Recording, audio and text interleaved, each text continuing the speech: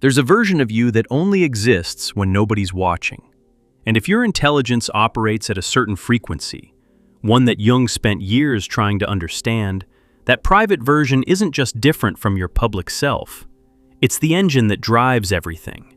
The thinking you do alone, the rituals you've built in solitude, the way your mind behaves when there's no audience to perform for. These reveal more about your cognitive architecture than any test or credential ever could. Jung was fascinated by solitude, specifically by what different minds did with it. Most people, he observed, used time alone to rest, to consume, to recover from the social world. And that's fine, that's healthy. But a small subset of the people he studied did something else entirely. They used solitude as a laboratory. Their alone time wasn't passive. It was where their most sophisticated cognitive work happened, the kind of processing they couldn't do with anyone else in the room, the kind of thinking that required the absence of other minds the way surgery requires a sterile field. What struck Jung was how consistent this was across his most intellectually gifted patients. Regardless of their profession, background, or personality on the surface, they all engaged in the same private behaviors they rarely talked about because they assumed everyone did them, or because they suspected no one would understand if they tried to explain. Today, I'm going to walk you through the 7 specific things people with rare intelligence do when they're alone, according to the patterns Jung documented across decades of observation. These aren't habits you can adopt to become smarter. They're indicators, signs that your mind is already operating in ways most people simply don't. And if you recognize yourself in several of these, what you're seeing is the architecture of a mind that was built, probably from childhood, to process reality at a depth that requires solitude to function. The first thing, you disassemble conversations long after they've ended. You leave a dinner, a meeting, a casual exchange with a friend, and hours later, sometimes days later, you're still pulling it apart. You're replaying specific word choices someone made. You're examining the moment the energy in the room shifted. You're tracing the logic beneath what someone said to figure out what they actually meant versus what they were performing. Most people do a version of this when a conversation goes badly. They'll replay an argument, rehearse what they should have said, spiral into anxiety about how they came across. But that's emotional processing. What Jung observed in certain minds was something structurally different. They did this with every conversation, including the good ones, including the mundane ones. A perfectly pleasant lunch with a colleague would become, 3 hours later, a quiet forensic exercise. Jung connected this to what he understood about the introverted thinking function, a cognitive orientation where the mind's primary relationship is with its own internal models of reality, rather than with the external world directly. For someone operating through this function, a conversation isn't just an exchange, it's raw data. And the real processing happens afterward, alone, when the mind can spread the data out and examine it without the pressure of having to respond in real time. Here's what makes this different from anxiety or rumination. The person doing this isn't distressed. They're often not even aware they're doing it until something pulls them out of it. A phone buzzing, a timer going off, the realization that they've been standing in the kitchen for 20 minutes holding a glass of water, while mentally reconstructing why their coworker phrased a suggestion as a question rather than a statement. And here's the part most people would find strange. This process is satisfying. There's a quiet pleasure in it. The mind is doing what it was built to do, finding the hidden structure inside seemingly ordinary interactions, mapping the psychology beneath the politeness, recognizing patterns that won't become obvious to anyone else for weeks or months. Jung noticed that people who did this were often accused of overthinking. Their partners would say they read too much into things. Their friends would tell them to just let it go. But Jung understood that this wasn't overthinking. It was a different kind of thinking altogether, one that operated at a resolution most minds don't reach. Telling this type of mind to stop analyzing conversations is like telling a microscope to stop magnifying. The instrument does what the instrument does. If you do this, if conversations continue living inside you long after they end, if you're constantly extracting patterns from exchanges that everyone else has already forgotten, Your mind is doing work that most people's nervous systems aren't wired for. And you probably do it alone because you learned early on that describing this process to others makes them uncomfortable, or bored, or convinced you're obsessing over nothing. The second thing, you sit in silence without reaching for stimulation. You can be still, genuinely still. No music, no podcast, no scrolling, no television providing background noise. Just you and whatever your mind decides to do with the quiet. And what your mind decides to do isn't nothing, it's closer to everything. Jung was deeply interested in what happened to consciousness in the absence of external stimulation. He observed that most people found sustained silence uncomfortable, even anxiety-producing. Without input, their minds would default to worry, restlessness, boredom. Silence felt empty to them, and emptiness felt threatening, so they filled it, constantly. But the minds Jung found most remarkable did the opposite. Silence wasn't empty for them, it was full. Remove the external noise and their inner world became vivid, active, almost architectural. Ideas connected. Problems that had seemed intractable while surrounded by stimulation suddenly rearranged themselves. Patterns emerged from what had looked like chaos. Jung would have called this a form of active introversion, the mind turning inward and finding not a void but a landscape. These individuals weren't meditating in any formal sense. They weren't practicing mindfulness or following breathing techniques. They were just sitting in a room, thinking. And the thinking was so rich, so layered, so genuinely engaging that external stimulation felt like an interruption rather than a relief. This is rarer than it sounds. We live inside a culture that treats silence as a problem to solve. Every waiting room has a television. Every commute has a playlist. Every moment of downtime gets filled with content. The idea that someone would choose to sit in an empty room and find that experience not just tolerable but preferable strikes most people as bizarre, maybe even concerning. But Jung understood something about this. The mind that thrives in silence is a mind with an unusually rich internal architecture. It has enough going on inside, enough models, enough questions, enough ongoing threads of analysis that it doesn't need external input to stay engaged. Silence doesn't create a vacuum for this mind. It creates space. And space is where the deepest cognitive work happens. If you've caught yourself sitting in your car after arriving somewhere, engine off, just thinking, or if you find yourself turning the music off mid-drive because your mind was doing something more interesting than the song, you're experiencing what Jung documented in minds that operate differently from the norm. Your relationship with silence reveals the density of your inner world. The third thing, you argue with yourself. Full debates, both sides, sometimes out loud if no one's around to hear it. You'll take a position on something, a decision you need to make, a belief you hold, an interpretation of something that happened, and then you'll systematically attack it. You'll construct the strongest possible counter-argument, sit with it, see if your original position survives. If it doesn't, you'll modify it and test the new version. If it does survive, you'll feel something close to satisfaction, knowing the idea can take a hit. Jung described a process he called the transcendent function, the mind's capacity to hold two opposing positions simultaneously and allow something new to emerge from the tension between them. He considered this one of the highest cognitive operations available to human consciousness, and he noted that it rarely happened in conversation with others. Other people bring their own ego investments, their own need to be right, their own emotional reactions to being challenged. The mind that wants to genuinely test its ideas finds that other people make poor sparring partners. They take things personally. They argue to win rather than to discover. They introduce noise into a process that requires precision. So, the mind tests itself, against itself, in private. This looks like indecisiveness from the outside if anyone catches a glimpse of it. Someone watching you might think you can't make up your mind. But what's actually happening is quality control at a level most people never engage in. You're stress testing your thinking the way an engineer stress tests a bridge, loading it with pressure to find the weak points before reality does. Jung found this behavior consistently in people whose intelligence was characterized by what he called psychological honesty, the willingness to be wrong, to discover that a cherished belief doesn't hold up, to abandon a position that felt right but can't survive scrutiny. This is cognitively expensive.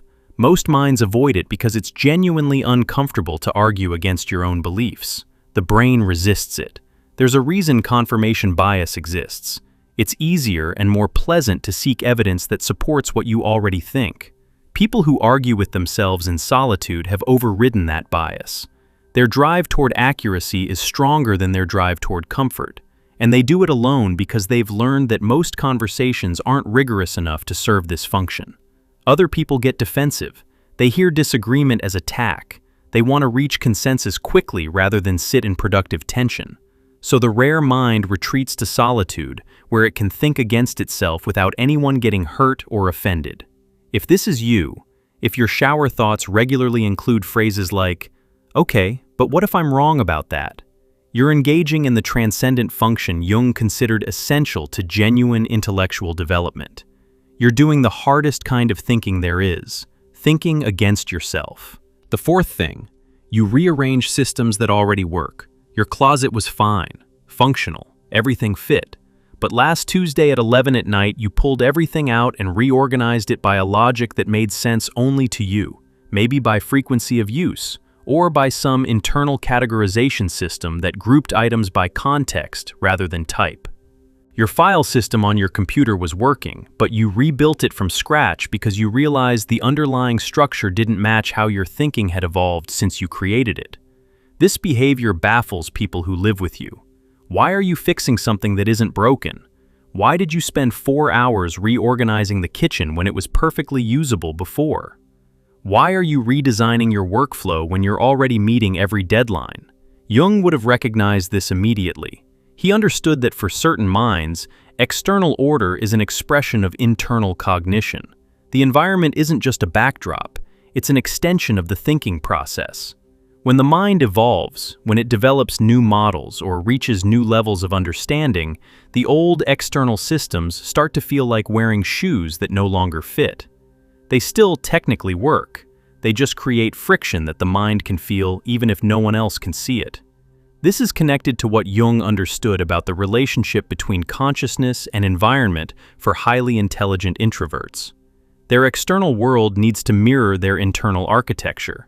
When the internal architecture shifts, and for active, developing minds, it shifts constantly, the external environment becomes temporarily misaligned.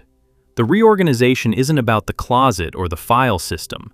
It's about reestablishing coherence between inner and outer worlds. There's another dimension to this that Jung noted. The act of reorganizing is itself a form of thinking. The hands are moving objects, but the mind is actually processing something unrelated. You're sorting books, and suddenly you understand something about a relationship that's been bothering you. You're rearranging your desk, and a solution to a work problem surfaces from nowhere. The physical manipulation of your environment engages a different cognitive channel, and that channel often unlocks insights that pure abstract thinking couldn't reach. If your living space periodically undergoes complete overhauls that no one asked for, and that solve problems no one else perceived, your mind is maintaining the alignment between your inner world and your outer one. It's a form of cognitive housekeeping that only rare minds require, because only rare minds have internal architecture complex enough to fall out of sync with their environment. And if you've ever tried to explain why you needed to do it and watched someone's eyes go blank, that blankness is the gap between a mind that lives in dynamic relationship with its space and a mind that sees a room as just a room. Something worth noting here. If any of this is starting to feel familiar, if you're recognizing these private patterns and wondering what they actually mean about how your mind works, we put together something that might help. It's called True Self-Discovery. 24 reflection exercises built on Jung's framework, designed to help you understand the architecture of your own psychology. The link is below if you want to go deeper into this. Now, back to what your solitude reveals about you. The fifth thing. You write things that no one will ever read. Notes, fragments, pages in journals that you'll never show another person, long messages typed into your phone's notes app at 2 in the morning and then abandoned. Observations about people, about patterns you're noticing, about ideas that haven't fully formed yet but need to exist somewhere outside your head before they'll come into focus. This isn't journaling in the way self-help culture promotes it. Gratitude lists and morning pages and prompts about what you're feeling. What you're doing is closer to what Jung himself practiced and eventually called active imagination. You're externalizing thought to examine it. Writing becomes a form of thinking that's different from, and sometimes more powerful than, thinking in your head. Jung understood this deeply because he lived it. His Red Book, the massive illustrated manuscript he kept private for decades, was exactly this kind of document.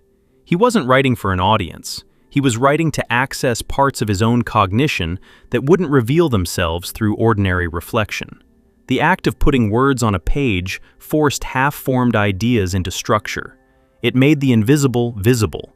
It turned intuition into something he could examine, question, and build upon. People with rare intelligence often discover this mechanism independently, usually in childhood or adolescence. They start writing without anyone teaching them to, without any particular goal. They just notice that their mind works better when it can see its own thoughts externally. Ideas that seem brilliant inside the skull sometimes collapse when they hit the page, and that's valuable. Ideas that seem small or insignificant sometimes reveal themselves as foundational once they're written out, and that's even more valuable. The privacy is essential. The moment you write for an audience, even a potential one, the ego gets involved. You start curating, polishing, performing. The raw cognitive function gets corrupted by social awareness. Jung was insistent about this. The writing that serves the deepest psychological function is writing done with no intention of being seen. It's the mind talking to itself through the medium of language, and it requires the same solitude as any other form of genuine inner work. If you have folders of unsent messages, notebooks you'd be mortified for anyone to find, documents titled things like thoughts or random that contain some of the most honest thinking you've ever done, you're using writing the way Jung intended, as a cognitive tool, as a way to think thoughts that are too complex or too threatening or too unfinished to exist only in your head. And if you've ever felt guilty about this, as if writing things no one will read is somehow wasteful or self-indulgent, it's the opposite. It's one of the most productive things your mind does. The fact that it produces no visible output for the external world is precisely what makes it valuable. The product isn't the writing. The product is the clarity that follows. The sixth thing, you observe your own emotions as if they're weather. You feel something, anger, sadness, anxiety, desire. And instead of being consumed by it, part of your mind steps back and watches. That's interesting, it notes. I'm angry.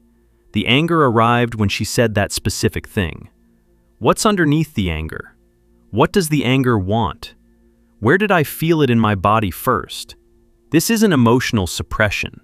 Suppression is pushing the feeling away, refusing to acknowledge it, acting as if it doesn't exist. What you're doing is the opposite. You're fully acknowledging the emotion while simultaneously observing it from a slight distance. You're feeling it and analyzing it at the same time. Two channels running in parallel. Jung described something close to this as the observing ego, the part of consciousness that can witness the rest of consciousness without being completely merged with it. He considered this capacity rare and enormously valuable because it's the foundation of all genuine self-knowledge. You can't understand your psychological patterns if you're perpetually lost inside them. You need that slight separation, that internal observer who can say, "I'm experiencing jealousy right now," rather than simply being jealous and acting from jealousy without recognizing it. Most people fuse completely with their emotional states. They are their anger. They are their sadness. The emotion hijacks the entire system, and every thought, every perception, every decision gets filtered through it until it eventually passes. They might understand what happened later, in retrospect, but in the moment, they're fully captured. Your mind does something different. Even in the grip of strong emotion, there's a part of you taking notes, watching the mechanism, noticing how the emotion distorts your perception, how it wants to drive specific behaviors, how it connects to older emotions from earlier in your life. You've probably done this since you were young, watched yourself cry and felt curious about the crying at the same time, felt rage building and tracked its progression through your body with something approaching fascination, even as the rage was completely real and completely felt. People misread this capacity constantly. They think you're cold, detached, robotic. They say things like, "You're always in your head," or "Can't you just feel things like a normal person?" And you want to say, "I am feeling it. I'm feeling it so precisely that I can map its structure while it's happening." That's not less feeling, that's more. It's feeling with resolution. Jung would have recognized this capacity as a sign of advanced individuation, the process of becoming psychologically whole. Because integrating the observing ego doesn't diminish emotional experience, it enriches it. You're not hovering above your feelings, you're moving through them with your eyes open. And that distinction, between being blindly swept away by emotion and consciously experiencing it while maintaining awareness, is one of the most significant cognitive differences between rare minds and typical ones. You do this alone because you've learned that describing it in real time makes people uncomfortable.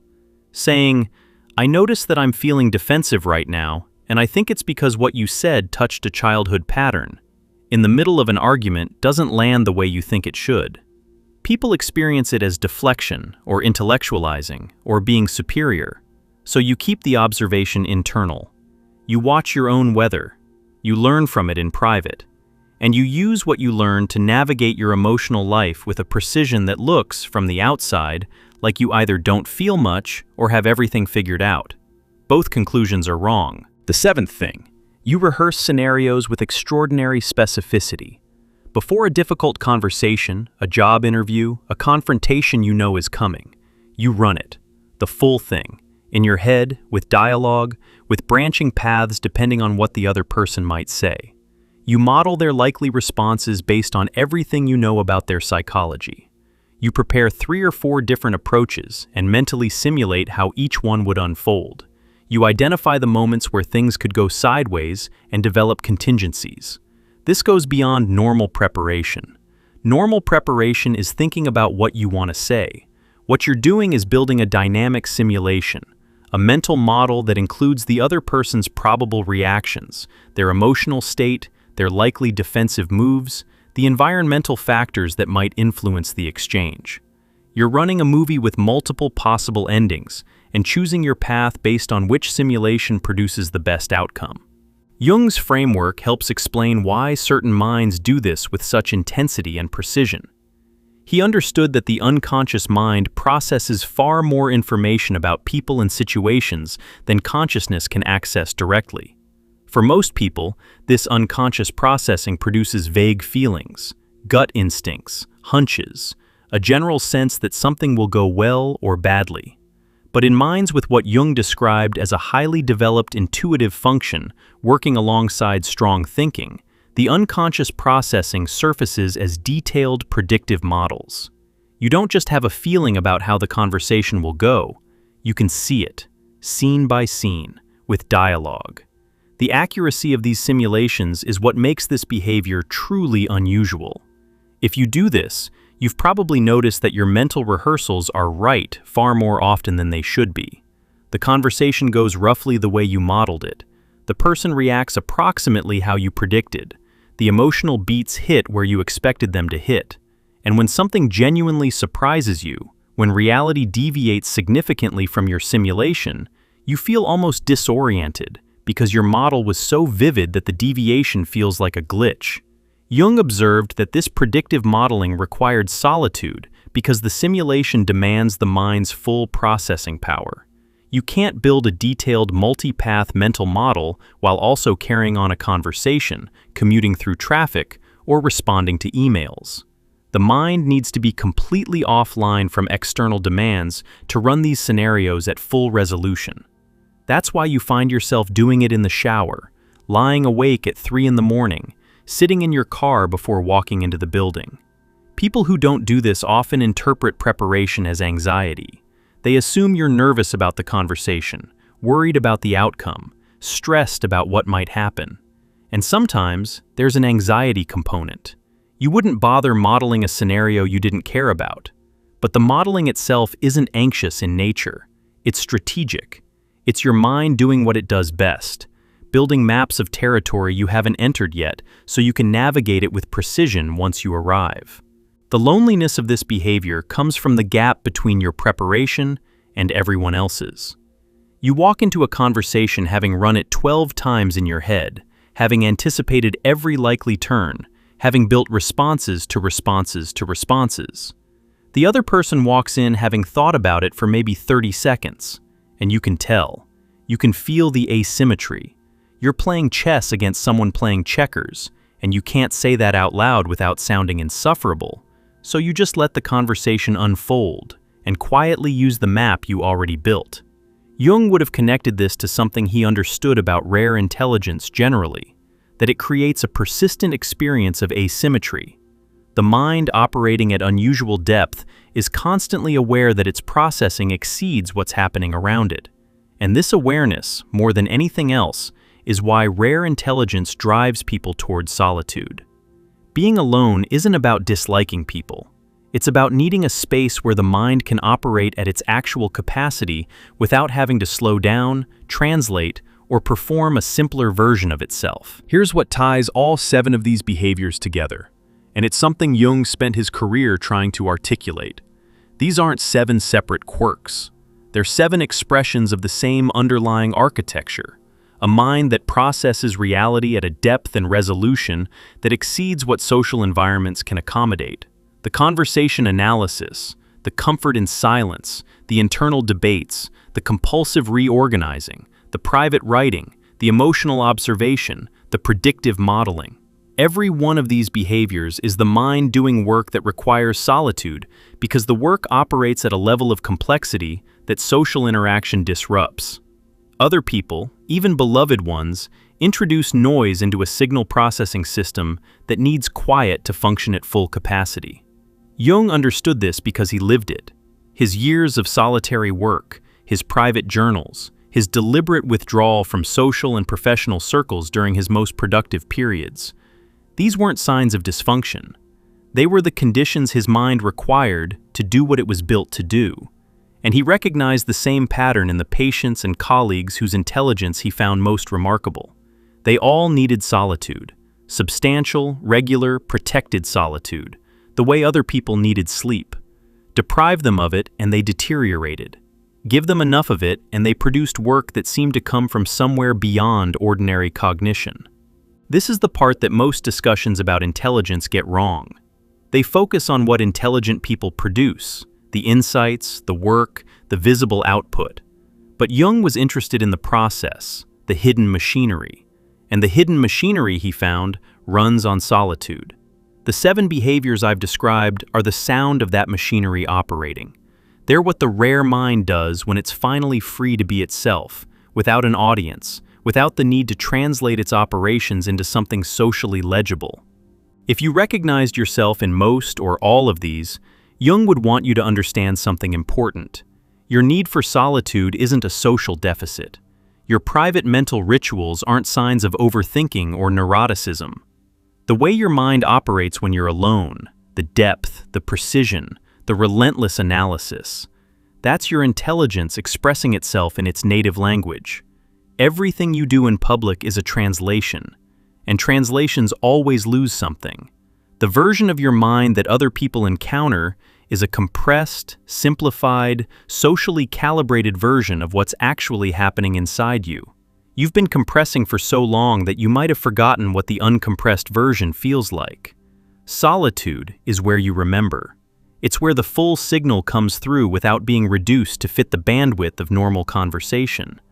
Jung spent decades helping people understand that the relationship between the inner world and the outer world is the central tension of psychological life.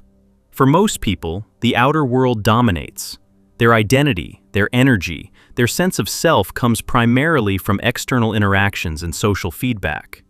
But for the mind with rare intelligence, the inner world is primary. It's richer, more detailed, more engaging than anything the external world typically offers. And the private behaviors that emerge from that richness, the 7 I've described, are the clearest indicators of where your cognitive center of gravity actually lives. So the next time you catch yourself replaying a conversation at midnight, or sitting in silence that doesn't feel empty, or arguing against your own best idea to see if it survives, or reorganizing something that didn't need reorganizing, or writing words that nobody will read, or watching your own emotions with the curiosity of a researcher, or mentally rehearsing a conversation down to the specific pauses. Understand what you're witnessing. You're watching a rare mind do what it was designed to do, in the only conditions where it can do it fully. That's not loneliness. That's not dysfunction. That's intelligence operating in its native environment. And the fact that nobody else sees it happening doesn't diminish it. Jung would argue it's the opposite. The most important psychological work always happens where no one else can observe it. The visible output is just the surface. The real architecture gets built in silence, in solitude, in the private hours that nobody else will ever know about. If this framework is resonating, if you're recognizing the architecture of your own mind in what Jung observed, we created something to help you go further with this kind of self-understanding. 24 reflection exercises grounded in Jung's work, built for exactly the kind of mind that does its deepest thinking alone. It's called True Self-Discovery, and the link is below.